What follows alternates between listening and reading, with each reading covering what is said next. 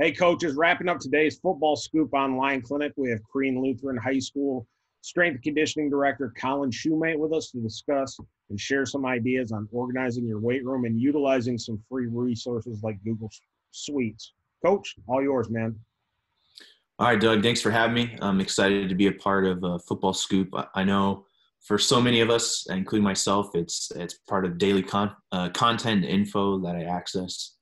So it's definitely exciting, an honor and privilege to be a part of this and provide some stuff that hopefully really useful for some coaches. So thank you, Doug and Zach and all the other guys at Football Scoop. And hopefully we got some good stuff out of this. So let me pull this up and we'll get rolling here. Just briefly about myself, I have my Master's of Science in Human Health Performance. I have my CSCS from the NSCA, also my USAW as a sports performance coach. A big thing that I've utilized a lot recently is being a part of the NHSSCA, the National High School Strength Strength and Conditioning Coaches Association, a real great resource. I encourage all high school coaches to connect. Content networking available, big Facebook community, real active for high school coaches. Currently, like Doug said, I'm at Crean Lutheran High School as the director of strength and conditioning, finishing up the first year there. Previously, was at West Hills High School, and I'm also continued to consult and coach for my own fitness company, Formed Fitness. So the goal today is that we're going to get into understanding a little bit more of trying to simplify the usage of the weight room. So as we look at this, what I want to do is simplify the use of the weight room to make it effective and efficient for the development of student athletes. The goal is that I'm not going to necessarily tell you what you should be doing in terms of exercises and programming. The reality is every situation is different. So I can't give specific prescriptions to scenarios where they might not be possible. You know, if I tell you you must have safety bar squats or you have to use hex deads in order to be successful, but you don't want to do them, you can't or you won't, then, you know, what good is this to you? So really what I want to do is review some general concepts. Now, I do know some people are going to want to be handed the program and just run with it, and that's fine. I will provide it. I'll provide you tons of examples. Everything we're going to go through is available to you. But overall, the key is that I want you to develop something that you can own and make yours. So the areas that we're going to focus through, it's listed as 3, but it's really kind of 2 parts right here. The first thing is to consider is in increasing the efficiency of your weight room is the flow of how it's set up. So we'll talk about rotation and flow of your equipment and how things are designed in the weight room. And as much as this time is absolutely terrible and eating away at me, we really have time to spend diving deeper into several areas, like how the weight room is set up. And then we'll focus on exercise selection and creating that annual plan in phases. So things that are, not always the most exciting to look into, but really the foundation of the program. The second thing there listed as technology is I'm going to provide several resources as they relate to efficiency, but also to remote coaching. This will include Google integration, GIF demos. You might call them GIF. I say GIF, like Jiffy peanut butter. Sounds better to me. So either way, there's going to be a bunch of demos for you. And you'll find a link to the current remote coaching resources we're using with our athletes. Like I said, everything is linked and available, and you'll see all of that at the end and throughout the presentation. So starting with the first area here is it's the layout of your room. We start here because this can be the biggest issue for a school, specifically in high school. If the room is not laid out to flow, you're going to get jammed up and frustrated. I see this happen with coaches all the time. And no matter your actual scenario, the best way to set up a room is to take this specific approach. You need to get in as many people as quickly but correctly as you can. One of the biggest things I've had as I've talked to coaches is they really talk about, their guys are getting jammed up. There's tons of guys waiting to use exercise machines, or they're not sure if they're getting things done. And as we've looked at how the weight room is set up, it's been such a factor in how that will work. So we'll look at 2 different scenarios, but just kind of overall, what I want you to think about with the layout of your room. So most of the time when we go into a weight room, it's just set up the way that we found it, or the way that it's always been. It is pretty tedious task to say that you should move things around. One of the number one or most motivating ways to move things is get new equipment. We're not going to go into that today on how to fundraise or do that, but if you really want to get motivated on setting up a room correctly, getting some new stuff is always a good way to do it. But what we're looking at here is just how things are staggered. And if we're thinking of a group of guys rotating in what might be as little as 30 to 45 minutes or up to 90, we want to make sure that there's flow through what you're asking them to do. So this is just an example of when I was over at West Hills High School. Shout out to the Wolfpack. Everything was just fit in where it could get in. Now, guys were working hard and they were getting what they needed, but it was literally an obstacle course and honestly a big safety hazard being in that room. And the number one issue we were having was crowding and waiting on stations. So it was very inefficient, and it didn't lend itself well to having really short amounts of time to work out with large groups. So like I said, I won't lie, one of the big changes here is we got some new equipment through some grants and some fundraising, but what we did was redesign how the room was set. This is not a very large room, and when there are more than 40 people in it, you can feel it. It makes a big difference, but that's what we are normally above. We're normally around 40 to 60 guys in there. So creating space to flow and move through rotations eased that crowdedness and made the space much safer to fail, much safer to drop something as needed. So just kind of giving you a layout of what that actually looks like is we had set up the racks on the back side. Now they were double-sided racks, so they actually were able to squat and bench on either side. We kind of had a cable machine area with some auxiliary lifting and then dumbbells.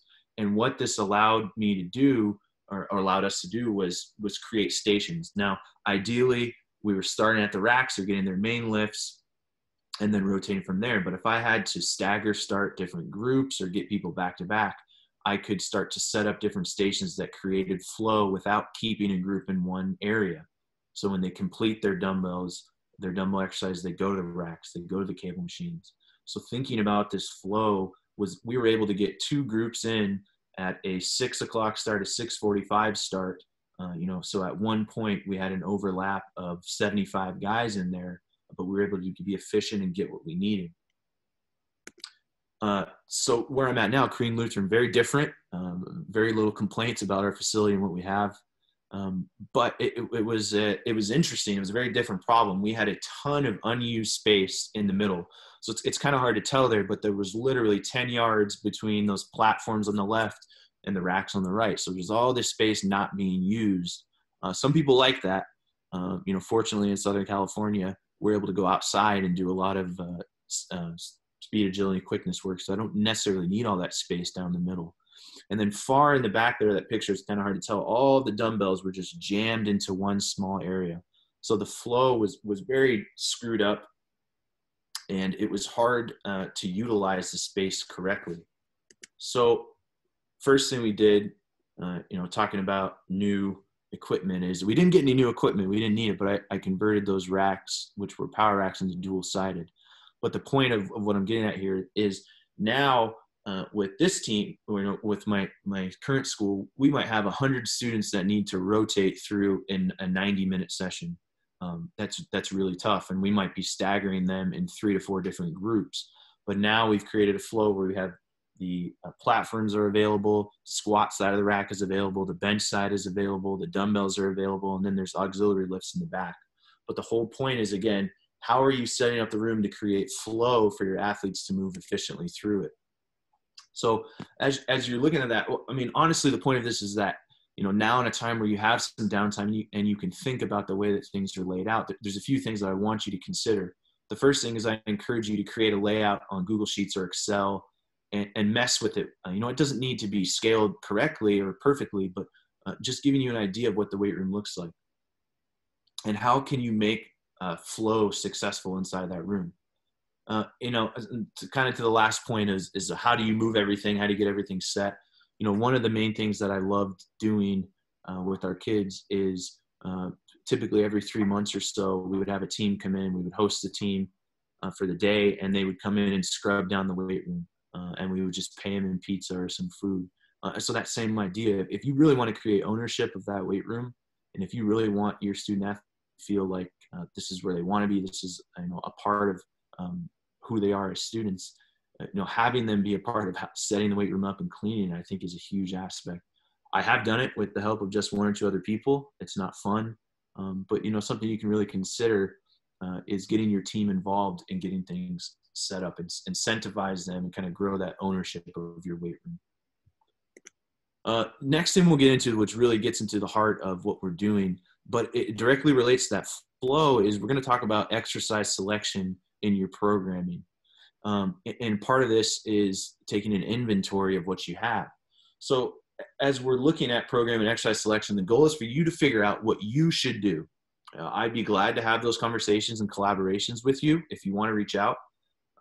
And you will get to see what I do, looking at some of the program examples I provided. You'll get to see the exercises that I like to work with. But to be honest, in order to run the best program, it has to be specific to you and your weight room. First, what are you capable of doing based on equipment or the athletes that you're working with? And secondly, what are you confident in implementing? What are you confident in teaching and trying to be an expert on? So that's what we'll kind of talk about as we progress through exercise selection. The first thing is take an inventory of exercises you can perform. You can only do what you can do, but also what is it you want to focus on or progress through? So you got to take an inventory of your equipment and your space. Like I said, this relates directly to that flow of the room. How many barbells do you have? How many racks? Do you have platforms? Do you have bumper plates, kettlebells, cables? If I really love doing kettlebell swings, but I've only got 2 or 3 kettlebells, is that realistic to make that a major part of my programming, or should I find ways to kind of fit that in that'll be efficient? So you got to take that inventory of your equipment, and then from there you can start to build your exercise library based on what you're capable of doing. Now, if you don't have an inventory of your equipment, now is the time to do so. This is important for a ton of reasons. For maintenance, tracking your equipment, as much as I make it a process for teams to check out things and use them, I will still know when things are missing from my weight room, and everyone is questioned until they come back. And this is important for cleaning and knowing how you can organize your space. So if you don't have an inventory of your equipment, that's something you've got to jump on now when you've got some extra time, wherever you're able to get back into the weight room. Once we know what we have or what we can do in terms of equipment and space, the next thing I want you to do is choose your compound lifts. Now, there are a ton of things that we can go into why you're choosing it and why you want what you can. For now, just in terms of a simple way to think of it is how many days a week are you working out, right? And we'll kind of come back to that in a little bit, but at the least you've got 2 major lifts. Let's say that's bench and squat, or maybe you're in there 3 days a week. That's bench, deads, and squat. Or maybe you've got 4 days a week or 5, but you can use 4 main lifts. So you've got to choose that major compound lift that you're going to track progress with, and that we're going to teach those patterns and gain that general strength from the most. Once you've done that, what we're going to look at is your accessory lifts. Now, accessory, there's the other word for that would be auxiliary or supplemental. It's those other exercises that are going to help build what we want. Now, what I want to do on the simplest level is think of 3 exercises for each category. And to simplify those categories, I just have them listed as lower, upper, and core. Now, core can really be, a lot of the preventative work. That's where you're doing prehab stuff. That's where you're doing band, shoulder, etc. So you can really expand that, but just to simplify the idea, we're going to look at it in these 3 categories. Now, your choices for those 3 lifts can be because of your comfort or expertise in teaching them. They can be because of training goals, philosophy, whatever that looks like. Like I said, for now, it's not necessarily specific to why you're choosing the exercise you are, but let's fill it up. For the for the sake of giving you some ideas, I want you to choose the 3 in each category that you're most comfortable teaching or that you utilize most regularly. So you see the examples I have there. Just to clarify on some of them, SB, hamstring curl, just means stability ball or Swiss ball. We do have glute ham raises in our weight room, but if you don't, a simple way to get some hamstring exercises are listed there. And then I don't particularly love doing the partner Nordic curls because it slows guys down. We'll usually use that as a finisher. So hamstring curls is a option there. OH press just stands for overhead. And then SA, farmer's walk, stands for single arm. So those are the examples I'm going to use. These are not particular to anything specific for me, but they'll work well for us moving forward. All right, so I know what equipment I have. I've chosen my main compound lifts. That can be based on your schedule or, again, what you find most important. And then we've started to build that accessory lift library. So the first thing we'll start with now is our compound lifts. We're going to progress or build them up or regress, kind of break them down. Now that we've made a simple and solid list, we can start to create or build that exercise selection library. Doing so is going to build our exercise library in a way that trains essential patterns for the athletes, but also adds new challenges for more adaptations. If I determine that a squat pattern is very important for my athletes, then I want to continue to train that pattern in a way that reinforces what I want to develop from it, but also what provides new stimulus that can grow adaptations. So I always want to challenge them, but still build on what they know. So looking at this,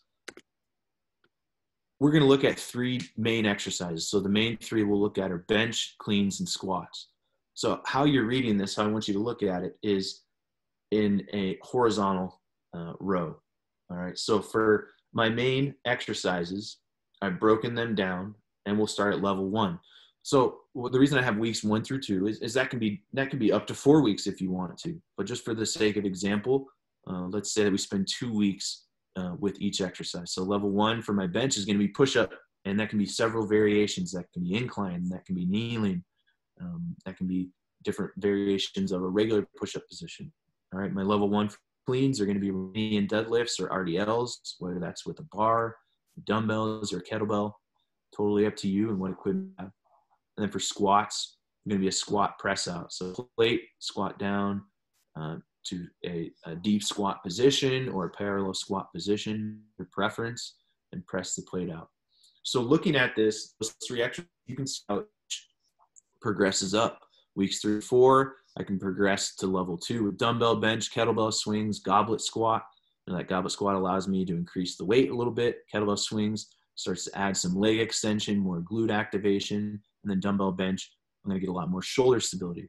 So I go into weeks 5 and 6. Now for my level 3, isometric bench. Isometric is just a pause in the transition position. So for bench, that's going to be for us an inch or 2 off of the chest. So I lower the bar down, squeeze as tight as I can, keeping tension, and I'll hold for generally 3 to 5 seconds in that position.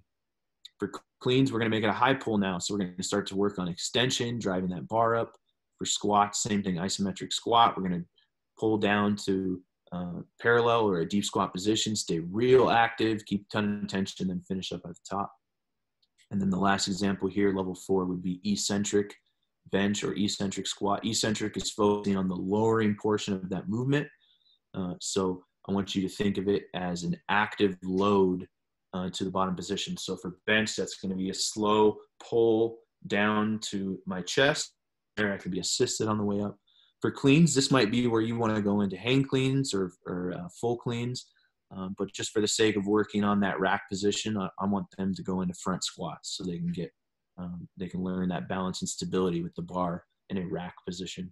And then, like I said, for eccentric squats, same focus on those lowers. So long story short, taking all that, I've got my 3 compound lifts, and I now have 4 different levels of progressing through, reinforcing how to do those correctly. And then looking at, if I did use these for 2 weeks at a time, I've got 8 weeks planned out. Semester-wise, that's generally halfway through a semester. Summer-wise, that's plenty of time to get you through. And we've done that just by looking at those 3 lifts.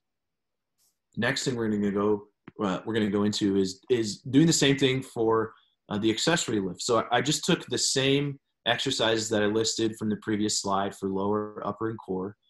And, what we're going to do is just vary these. Now, you might have something totally different you want to switch in, or you just find a variation of that same exercise. A lot of times what you can do is just switch from bilateral, which is using both sides, to unilateral, one side. I can go from a RDL and a bilateral position with both legs to a unilateral RDL, which is a single leg. So that's an easy transition. But again, what we're going to do is build on established patterns, providing just enough variation and stimulus to get some new adaptation. So I'm going to call this my A series accessory lifts, right? So I've got 1A, 2A, 3A for each lower, upper, and core. And then I'm going to progress into my B series. So now I have glute ham raise, the GHR machine instead of the hamstring curls. Obviously, this is just an example of what I can do. Single leg buck is a single leg glute bar raise. I'm going to switch to a lateral lunge. Say I was using a reverse lunge before. So now I have my B series of lower. For upper, I'm going to add a curl to that overhead press. Lat push down, which is a standing position, pulling that bar down towards my hips. And then single arm dumbbell rows, right? So there's my B series for my accessory lifts.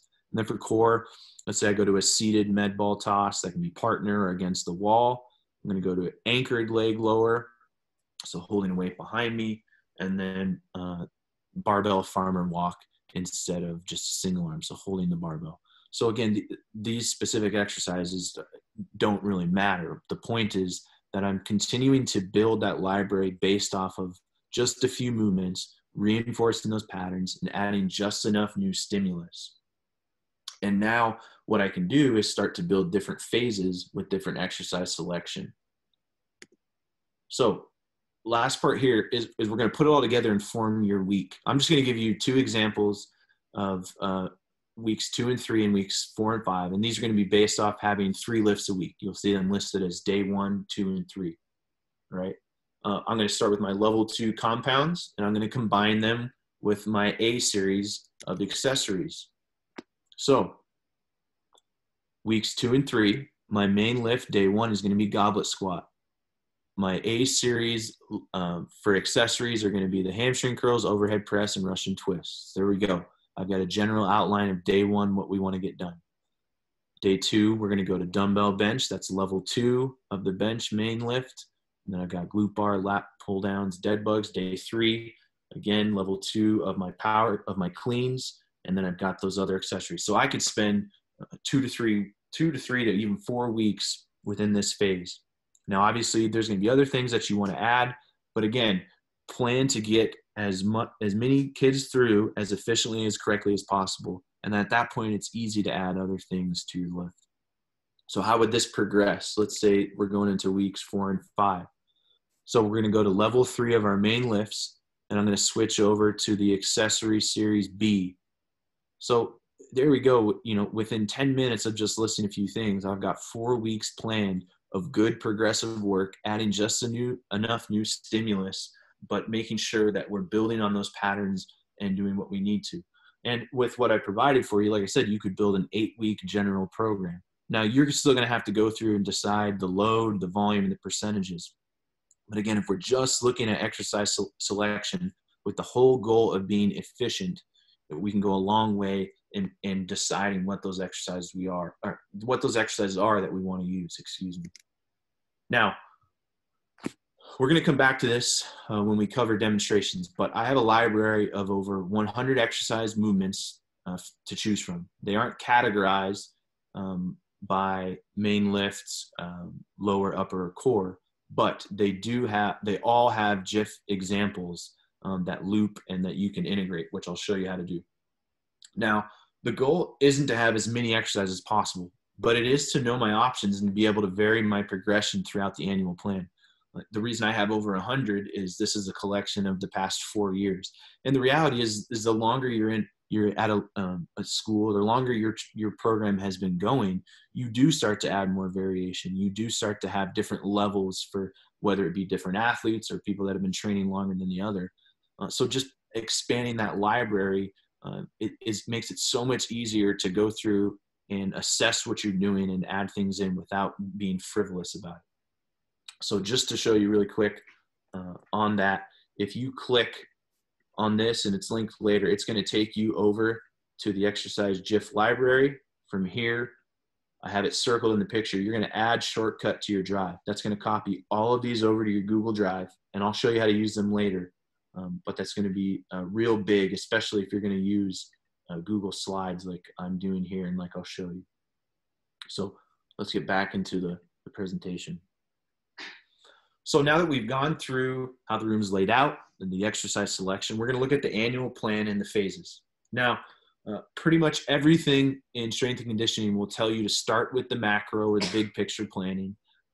What do my 12 months or 10 or 11 months look like? The reason that we're going to start with weekly schedule is because in school, we're not granted the same freedoms as a gym or even at the collegiate level. The day-to-day plans that we have help guide the units and the long term of what we're doing, but it also makes it so that we can adjust and adapt as needed. Each week is not going to look the same for you. There's so many things. We have a rain day, and now you can't go to do that run that you had planned, or there's a fire drill, or there is an assembly. There's all types of things that happen. So if you have more of how your week is laid out, it makes it much easier to adapt. So that's what we're going to start with. So I'm going to go through just 3 examples of what a week may look like. And it really kind of looks at 2 different ways. Maybe you're running a weight training class, or maybe you're training your team before school or after school or just during one period. So we'll kind of look at 3 examples. None of these are necessarily what I recommend, but it's just to get you thinking on how you should make your weekly schedule. So, if it's a weight training class that I get to see them 5 days a week, or a team comes in the morning or at some point 5 days a week, here's an example of what that could look like. Mondays traditionally are a tough day coming off the weekend. I don't love doing a ton of hard work on a Monday because it usually leads to frustration. So I really like to challenge them in a way that gets them moving and gets them ready for the week. So maybe that's a mobility and a movement day. Now that we've kind of jump started going to Tuesday, we're going to do full body. Maybe I'm doing 2 compound lifts, an upper and a lower. So we're doing a bench and a squat. Wednesday, we're going to get out, do some sprint work to let you recover. Thursday, we're going to split it up. We're going to get deadlifting in. We're going to get some lower body focus. And then Friday, honestly, especially for football guys, our guys love finishing the week out with a good upper body session, good pump getting after it. So, maybe you split that up into an upper body day focus. So with this general outline, next week on Friday, there's a pep rally, there's an assembly, it's a half day. You're not going to get the same lift in. Well, now you need to combine that upper body day on Thursday, or maybe you move it to Wednesday. So just having this general guideline, it makes it so much easier to adjust and start to establish how you can plug in those exercises. This example is more of what I use now at Crean, because we're on a block schedule. Monday, and this would be specific to my football team. Monday, we're going to do full body. We're going to get both squat and bench in, and then a bunch of accessory work. Tuesdays, I have my guys in class. So Tuesdays, I don't see them in class, but I will run optional speed training for in-season athletes. Obviously, they don't need to be a part of that. For those guys that are not, we want to make sure they're running and moving. Wednesday, we're going to come back again with full body. We're going to get deads and incline bench, and then get our other accessories in. Again, we've got 90 minutes, so I can fit in a ton. Thursday, same thing. I'll have that off day, some optional speed work, agility, quickness, whatever you want to do. And then with block schedule, I don't see my classes every Friday. I see them every other Friday, but football always works out on a Friday, whether it's in class or before school. On that day, we're going to do some high volume work. We'll get in a finisher, some competition, we'll get after it. So if you have a block schedule, it can look that way. And if I know that, the next week is President's Day, so Monday we're not going to be there, I can just shift this over and I can choose what's more important based on where we're at in the program. But again, I'm looking at it on terms of a weekly schedule. The last one just to consider is if you have team training, if you're only training certain teams after school or before school, maybe they're in season, what are you going to do to make it look different? You only see them, let's say Tuesday, Wednesday, Thursdays. If that's the case, then let's get after lower body on Tuesday. Let's use Wednesday to recover, do some movement or mobility. Let's use Thursday's upper. So these are just examples. There's a million ways this can look, but my point in all this is, as a high school football or strength coach, you've got to get your week locked down so that your guys generally know what to expect. Once you have this, now you can start to look at the annual plan of what you want things to look like. So looking at we'll look at two different examples here of an annual plan. This is a semester plan. This is a layout. Now, the way that I run my programs with having a strength and conditioning class is athletes utilize a plan based on the season of their sport.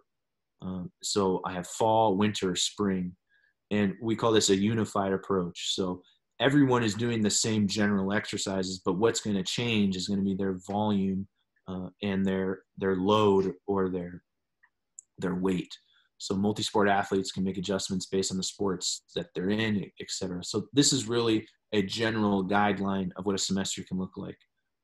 So I'm going to spend, based on my weekly schedule, I'm going to spend my first phase is going to be general physical preparedness. We want to build up that aerobic base. We want to get some cardio work in. We want to establish that exercise library of those exercises I have determined to be most important. So let's start with just some body weight movements week 1. Let's go into some strength endurance week 2. So we make that lightweight. Let's do some intervals week 3 and 4. We've really established an aerobic base. And now week 5, we're going to go into performance testing. I don't like performance testing week 1 when my athletes are coming off of a break or time away from school, because I have no idea what they've been doing and I really don't want to risk injury. So am I willing to build up their baseline a little bit across 4 weeks before we performance test? And by performance tests, what I mean is 10-yard sprint, 5-10-5, med ball toss, vertical, those types of things. And I'm going to spend 4 weeks kind of generally conditioning them before we test. From there, we're going to general strength. Again, this could look different depending on the season of my athlete, but let's say that we go by 3x10s or 4x10s at 50%. We build up, all right? So this idea, this really is laid out in terms of a semester, is the general goal of what I want to achieve is listed there at the top, but the weekly schedule is still going to fit within this, all right? So we're working different adaptation. The exercise library is still generally the same. I'm going to challenge them at different volume loads and prescriptions, but I know where we're headed. Now, if I get screwed up or I don't think athletes are ready, can I adjust a week here or there? Absolutely, right? But I know my weekly schedule and I know generally where I want to be. This example is where we were at right now in spring training for football. We made it all the way up to week 11 in our second week of isometric training. We were going to do 1 week of concentric training, lead up to some max type effort, which was going to have some insane results.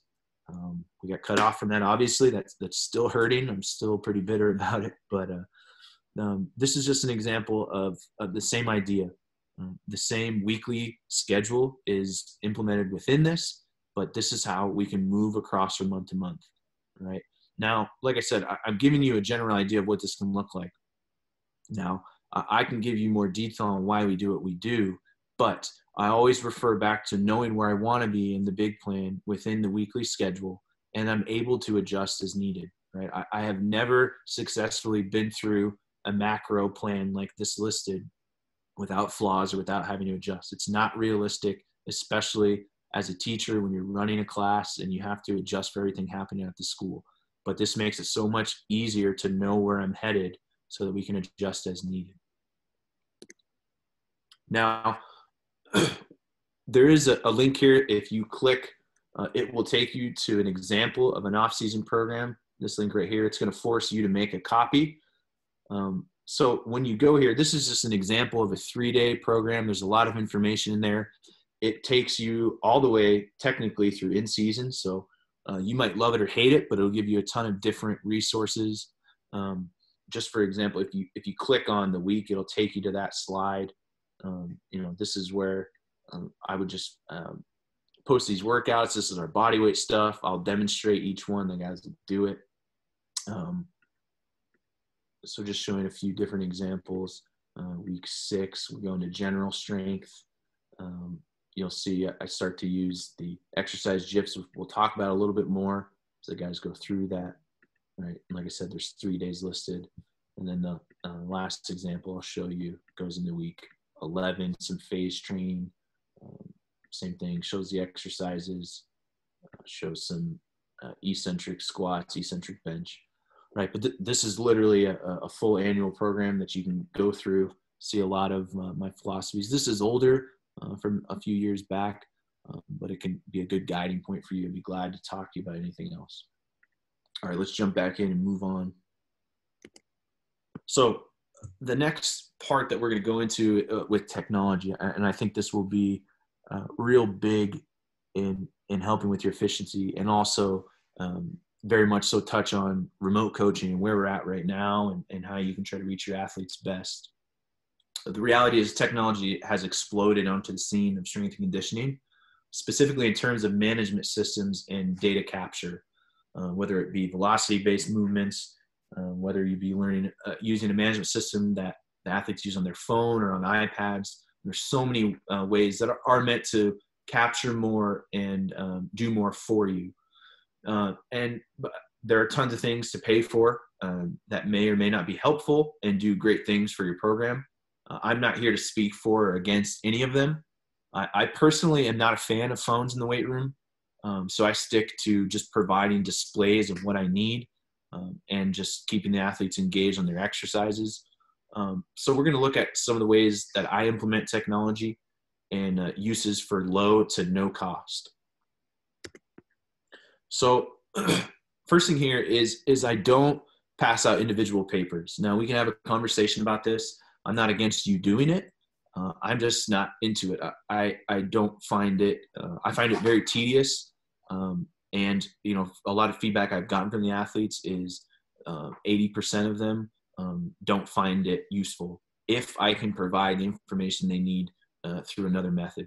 So, you know, storing, tracking, printing, I don't love all of that. I try to minimize it as much as possible. What I do is, and here's a picture, is I choose to track certain metrics and others are just on the kids to decide. And what I mean by that is, you know, I want to know and I want to provide the relative intensities or percentages for their main lifts, for bench, for squat, for dead, for incline. That I want to control. Them for their accessory lifts, you know, if they're over on dumbbell rows, I don't want to have to tell them what specific weight they should use. I want to teach them how to develop that relative intensity so they can challenge themselves. If it says 4x8 single arm dumbbell row, I want them to develop the ability to know what weight they should start around and then regress or progress as needed. You know, developing that ability I think is huge, and they can base it off the prescribed volume of the day. Anyway, instead of printing those workout cards out for them, I just cast it to TVs or projectors. So that picture there, we've got a huge projector. And then we're getting some TVs installed that I can just cast to or connect to directly. So when I said low cost, you know, the reality is you can get a big TV for only a few $100s. And even if you can display one or two of them in your weight room, that's going to eliminate needing iPads that need to be charged, that need individual cases, that need to be magnetized. That's going to replace the necessity for having phones or Wi-Fi working well for all of your students, or them not having data, or their phone getting crushed. You're just replacing all that. I'm able to display what we need. And everything else is on the screen. They follow as listed. So I do, I will print out percentages or group lists and put them on the rack so that guys can reference them. You know, it's just that the whole point is simplifying and making it efficient. I don't need them to write anything down. They know what they're looking at, and then everything else is going to be displayed for them. Now, one of the biggest changes that I made a few years back was using those GIFs. So we went from this to this. That example is being done. And I'm not kidding. This has been groundbreaking in the demonstration of our exercises, or even just the reminder of what an exercise is. They're faster than videos, so I don't need to click a link. I don't need to go to YouTube. I can directly put this onto a slideshow and use it. And it reminds the kids as needed. So many times what I found was when a student asked, you know, what is whatever exercise, let's just say glute bridge, for example, my general response was to give them an A to Z explanation. Well, your supine position, drive through the heels, squeeze those glutes, and they're just like, oh no, coach, I just needed to know where you put the bar on your hips. So by having these examples, this is not how they're learning the exercises, but it's such an easy way to give them that demo and to remind them as needed. And it got me so much of my coaching time back, where I can go around. I don't need to remind them when exercise is. They know to look at the screen, get what they need, and now I can coach specific technique and help as needed. But eliminating that conversation of what is this, what is that, has been huge in terms of efficiency for us.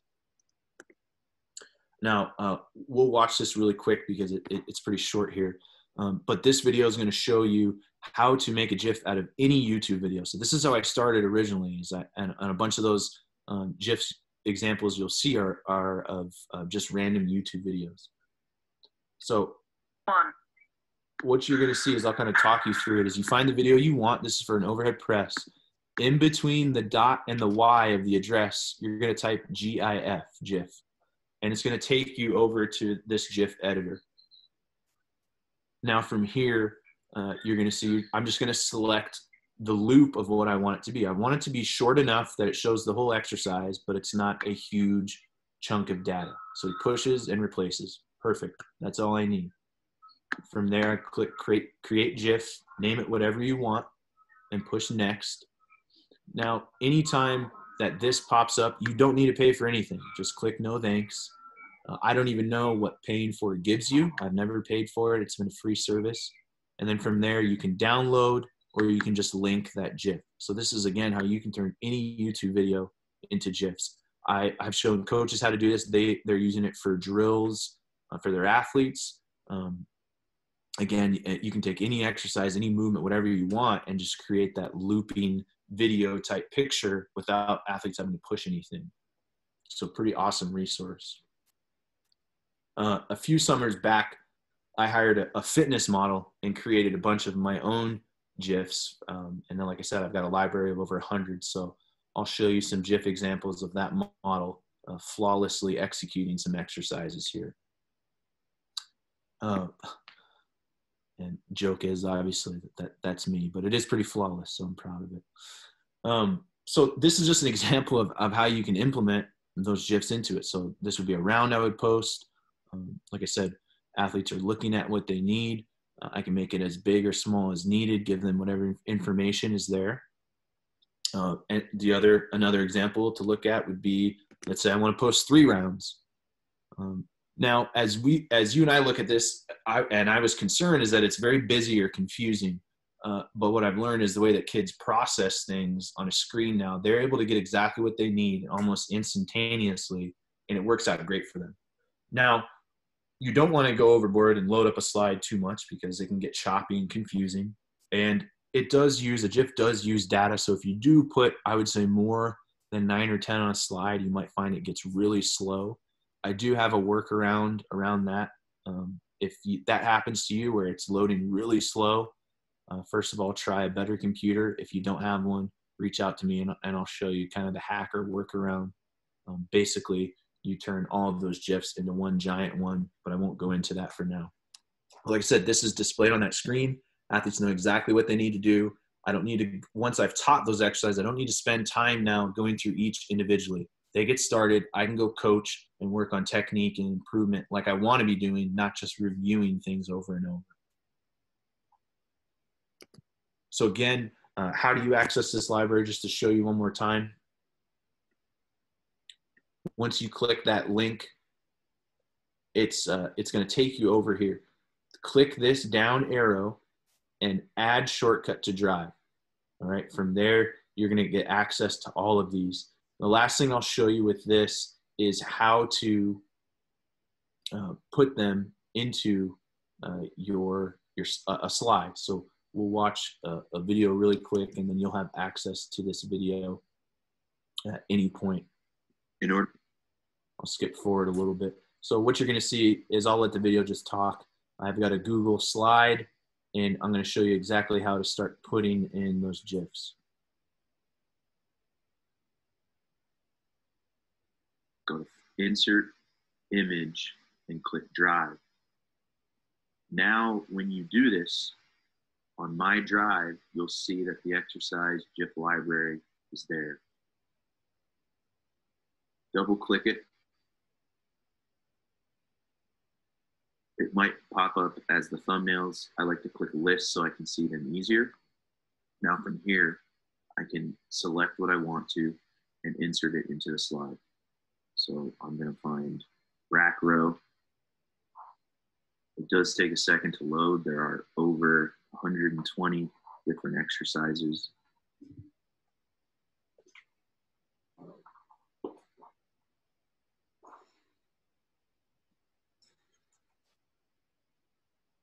I'm going to adjust the size down. That also may take a second to load. Do the same thing again. This time, I'm going to put in step downs.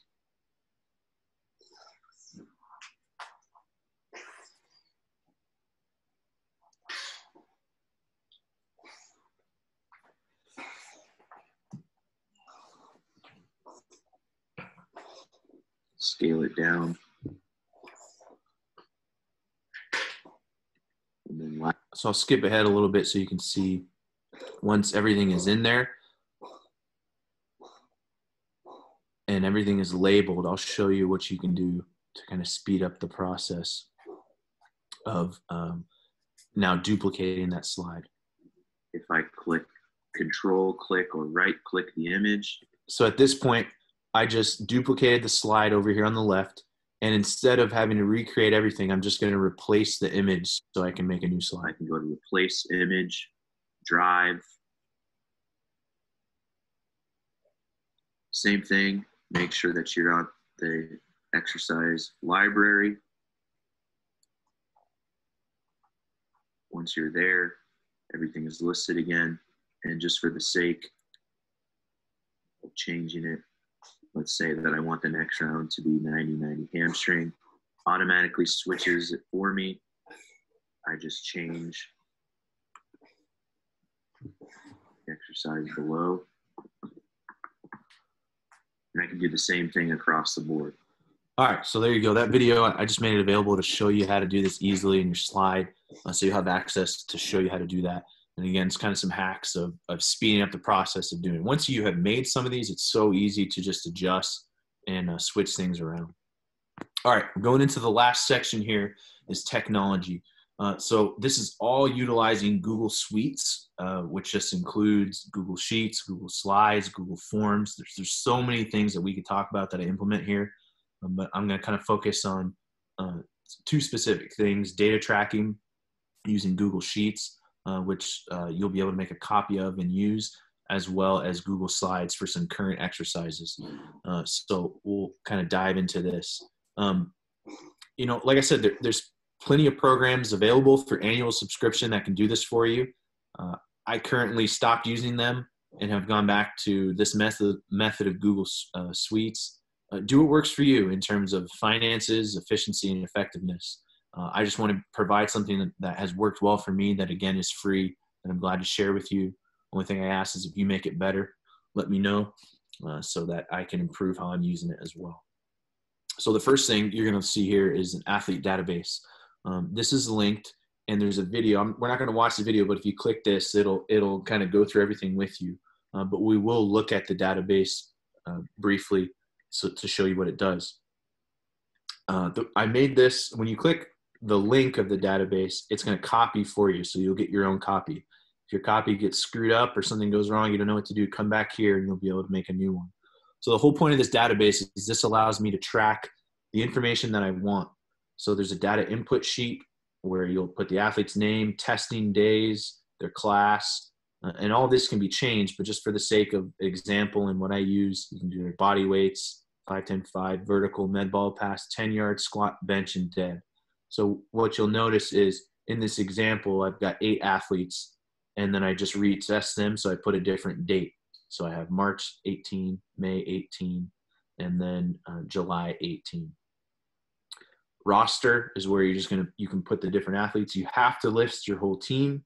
You can break them up by class, but we'll get into what I actually use this for. So here on profile, I can track the progress of each individual athlete for those testing. So if I change it to athlete 2, it'll automatically pull all their numbers for me. So I can see their progress from each testing date for squat, for bench, for dead, for their 5-10-5, their sprint, their med ball, and their vert. Again, those tests can be changed. A lot of different things you can do with this if you know what you're doing. But at the least, it can provide you the information for these tests. And then leaderboard, if I want to choose a testing date, I want to look at the whole team, and then it automatically will highlight the best results for the different tests. Maybe I just want to look at my freshmen.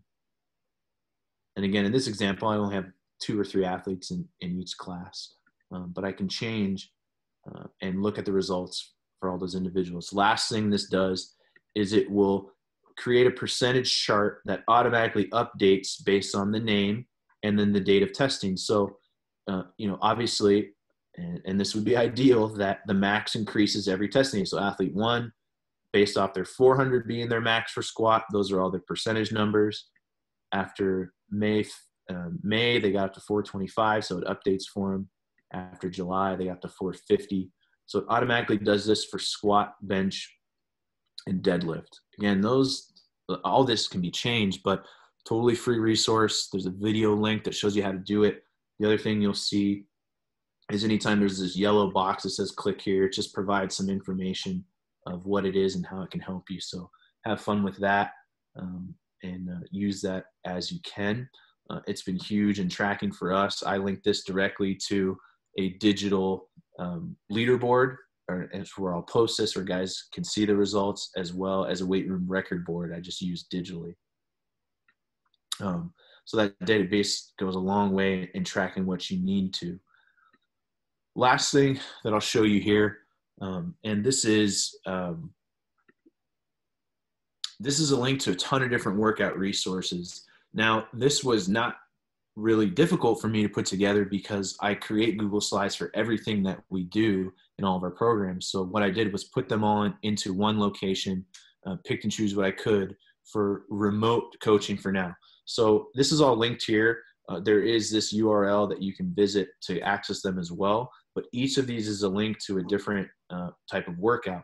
So what we're doing right now through the quarantine and through everything going on is I provided a few different options. The top one there is a bodyweight circuit link. And now I made the assumption that most of my athletes have access to absolutely nothing in terms of working out at home, in terms of equipment. So there's bodyweight circuits listed. Also, it's highlighted there in red. This is where I update a workout of the day every day. So there is about 4 weeks of workouts up as we've been out since mid-March. I will update that every day, except for next week. We're going on Easter break, so I'm going to take a week off from doing it, and then I'll get back on. Those workouts are generally progressive and trying to add some different stimulus, but obviously there's only so many body weight workouts to choose. There's a lightweight circuit. I encourage our athletes to, if they don't have any types of weights, load up a backpack with some books, grab a toolbox, some jugs of sand. I've seen some pretty creative things. I do have some athletes now making some different, benches and squat racks at home. Always just cover yourself and tell them to be careful. Don't necessarily encourage them to do that, just so it doesn't come back on you. But it has been cool to see some of their creativity. There's an interval circuit link. Again, it tells you kind of weight that you'll need. And then there's a rack workout. I do have some athletes that have racks available. So this is our regular program workout that they can follow. Last 2 things are sprint and conditioning workout links. Honestly, one of the number 1 things that I encourage athletes to do right now is to get out and run if they can. The retention of training, the reality is that we can go nearly a whole month and not lose a ton of strength. But the retention of speed, and I'm talking maximal or top speed that we've built, you can lose that after a week. So the more that they can get out and run, this gives them a 4-week plan that they can build off of. It's something really good to follow. Last one there is just a link to a bunch of extra options. Dessert menu is how I'll let guys finish their workout. But like I said, all this is linked. It's all free. I don't want anything from it. If you've got anything good that you can share with me or show me ways that you're implementing it, please do. Last slide here, all my contact information is listed, my Twitter handle, I'm not super active on Twitter, but I love following other coaches and seeing what they're doing. So you can tag me, you can share with me. The athlete database is linked. It will automatically create a copy for you. The GIF library, like I showed you in the example, you just need to save the folder to your drive. And then that at-home workout, the annual program is linked. If you click there, it'll create a copy for you. So everything we've gone over is listed. Like I said, the only thing I want in return is just feedback. Show me how you're using things. Show me what you're doing. And reach out to me if there's any way that I can help or that we can link up. Yeah, I think that's a ton of great information, Colin. There's that's like kind of a virtual kind of cheat sheet for coaches that aren't strength conditioning guys. There's only a handful of programs in the country that get to have a strength conditioning coach like you. So I know that people will find a lot of value in this. So certainly appreciate the time you put into it, man. That's great stuff. What are some of the biggest changes you make to your weight room program for in-season athletes? Is it just managing the percentages and the load and things like that? Sure. I think in general, the answer to that can depend on several things. It can depend on the team and the goals for the coach. It can depend on, how long have you been working with the team in season or really off season leading up to it. But the general answer to that is the most simple thing is we don't necessarily need to change intensity. So what I mean by that is the percentage, right? There are certain times in season where I do want in-season athletes lifting at a high intensity. Let's say that's above 80%. The factor that's going to change, though, is going to be the volume or the load of how much they're doing something. I don't want to induce soreness. I'm really just working on the retention of whatever we're trying to do, whether that be power at one point or strength at one point or speed. So I want to do just enough. So just as an example, let's say off season, in that 80% phase, you would get 5x5 at 80%. That's intense. That's going to cause soreness. It's going to get some good adaptation. When we go to in season, I'm going to back that off to, instead of 5x5, maybe we're 5x3, or maybe we're 3x5. So what we're doing is cutting the prescribed volume typically between 30 to 50%. So we're getting just enough of what we need. But again, we're not pushing you overboard, because obviously we want your focus to be at your sport in season. Yeah. Another thing I found interesting that you said was lifting on game day, which I think is probably kind of a change in the train of thought in maybe the past 5 years or so. What led you to making that decision, first of all, and then second of all, how hard was that to get coaches on board with to kind of wrap their head around? Yeah, again, it's such a dependent answer, right? There's so many situations. Part of that is the consistency, and really the underlying factor is that you're teaching the athletes the importance of not only the training but the maintenance of their body in season. I think I have seen a lot of times, generally with programs that are maybe not as established or not used to winning as much, that process of the day leading up to the game, I think, can be a huge negative factor for them. They don't really have a process. They don't really have a routine. So a lot of it was just implementing things that we can do to start the process, right? It might be that we don't even touch a heavy weight that day, but we go through a mobility session. We start that mental process of preparing you for that game. So what that looks like can be a ton of different things, right? And generally, if you're interested in doing it and getting involved, don't make it something super intense. Make it something that's fully about preparation, mentally, physically, to help that athlete begin that process and to lock in what they're doing. From there, you might find responsiveness and ability to adapt and adjust based on the type of athlete. But initially, make it something that it helps get them prepared for that day. And as the longer that you do that, the more ability you'll have to adjust it or maybe add some more intense exercise selection, et cetera, to it. Was it hard to get coaches on board with that, or was it pretty easy taking that approach? It's very dependent. There's some sports that won't touch it. Absolutely not. And you know, who's going to be most open to it is generally the coach that maybe you have the best relationship with or sees the most value in the weight room in general. Like I said, if my conversation and my goal for your team is not just to get another lift in, but is fully about preparation for what you're doing, if I can help a coach understand value in that, and then, like I said, if my approach to it is that we're going to get loose, we're going to get mobile, we're going to get you mentally locked in. I mean, that doesn't have to be such a hard sell, and you're going to see some positive results, even if it's just on the mental side of it. So it's definitely a conversation. But it's like everything I do. My goal is to help the athlete perform the best at their sport. I want to put them in the best possible position to succeed. That's my number one job. So if I can find other opportunities to do that, that's what it's about. Lastly, just kind of generally speaking, in your experience, what's the biggest mistake most high school strength programs make? I think it relates to a lot of what I went over today. I mean, some coaches might hear me talking about rotation and flow and skip right through that part of the video. And I get it. It's not super exciting, but it's just based on the experience of working with so many other coaches, consulting with programs is, you've got to get out of your own way a lot of the time. So just because you did things a certain way, it doesn't mean, at the least, it doesn't mean that it can't be improved, but it definitely doesn't mean that it's right. You know, so many times, I think coaching in general, but especially in the weight room, because if you're not a guy that really knows any better, but you have experience of done it yourself, you're going to do what you know. So, you know, part of it is if you've been given the position or the ability to be in charge of your weight room, your strength and conditioning program, continue to educate yourself. That doesn't mean you have to go get your master's. That doesn't mean you have to get certified. I encourage you to do that because that is a sign of continuing to grow and become educated and try to become an expert in the field.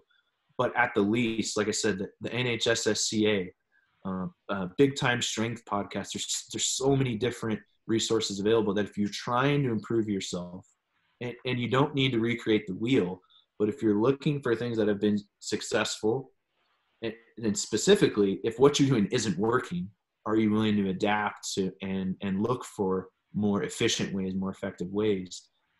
You're going to make your program better. Honestly, so much of this is anything is going to work, right? So many of these kids have never worked out in their life. Anything is going to work, but what is going to help put them in the best position to succeed? That's the question I'm always asking myself. So does my program look the same from 5 years ago to now? Absolutely not.